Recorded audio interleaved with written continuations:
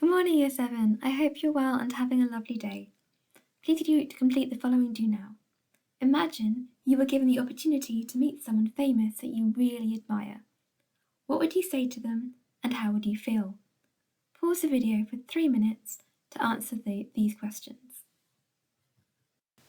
So, welcome to today's lesson on the poem First Love. For this lesson, you'll need a pen and your book, a copy of the poem, and highlighters and coloured pens. So, what would you say to them? Hi, I think you're brilliant, or random sounds. How would you feel? Nervous, shocked, excited, or potentially all of those things together?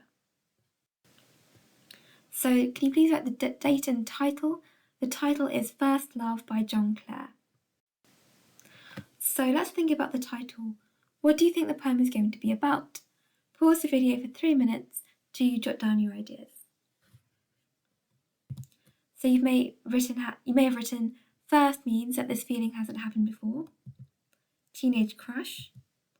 Romantic mushy stuff with references to roses and hearts. Kissing.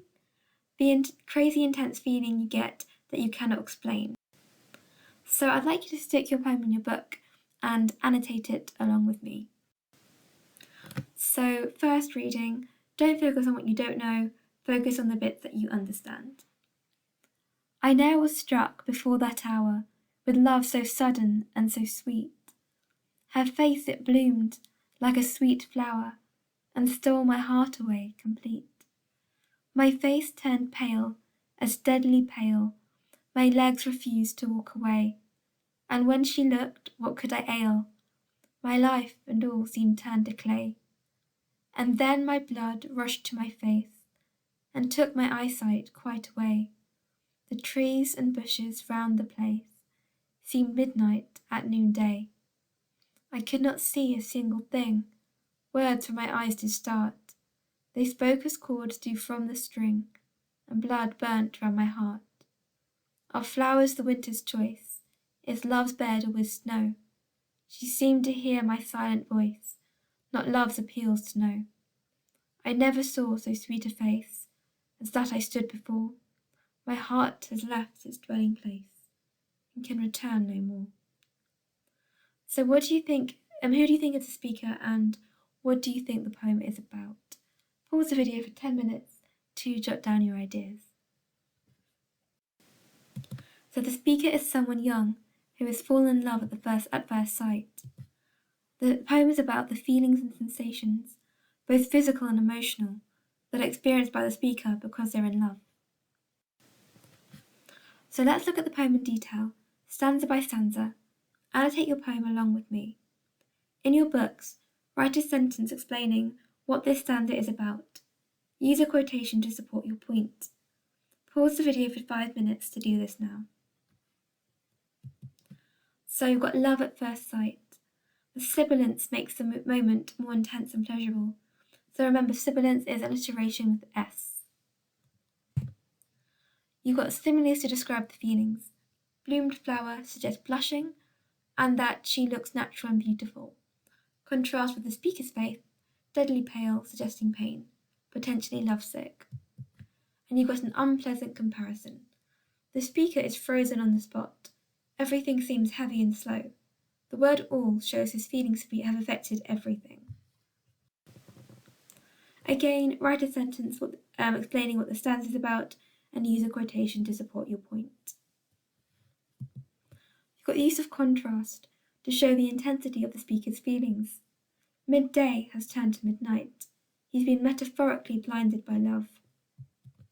You've got repetition of words to do with sight. Eyesight could not see eyes. To emphasize the speaker has lost their sight. Also reflects the theme of love at first sight. Confusing line, how can I speak? Reveals that the speaker is unable to communicate verbally. And finally, you got a plosive. Plosive sounds are b and p sounds. This highlights the violent intensity of the emotion being experienced. Burnt is sensory language, connected to feeling, further suggesting that love is painful. Again, write a sentence explaining the stanza. using a quotation to support your point. So you've got rhetorical questions, suggesting that the speaker is confused by his feelings. Reference to winter and snow now suggests a coldness, contrasting with the burning in the previous stanza. Love is potentially like fire and ice. The speaker doesn't know if she has understood his feelings, even though nothing has been said. There's a metaphor suggesting that the speaker has lost their heart forever and will never be the same. The positioning of no more as the final comment adds significance to this point that things have changed forever for the speaker. Form. What can you say about the way the poem is written? We have looked at how each stanza focuses on a different experience being felt by the speaker. Stanza 1, they cannot move and look ill. Stanza 2, they cannot see. Stanza 3, they have lost their heart and their life will never be the same. Now think about these points and write the answer in your books. Why has the poet chosen to write the poem in the first person, using I?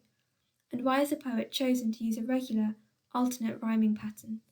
Pause the video for 5 minutes to answer these questions.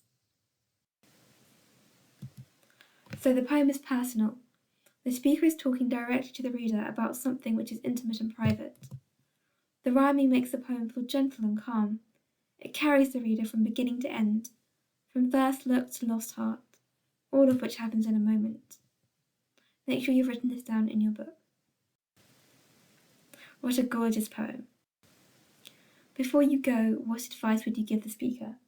Pause the video for 3 minutes to jot down your ideas. So you may say, talk to her. Too much, find another person. More fish in the sea. Lucky you, enjoy every minute.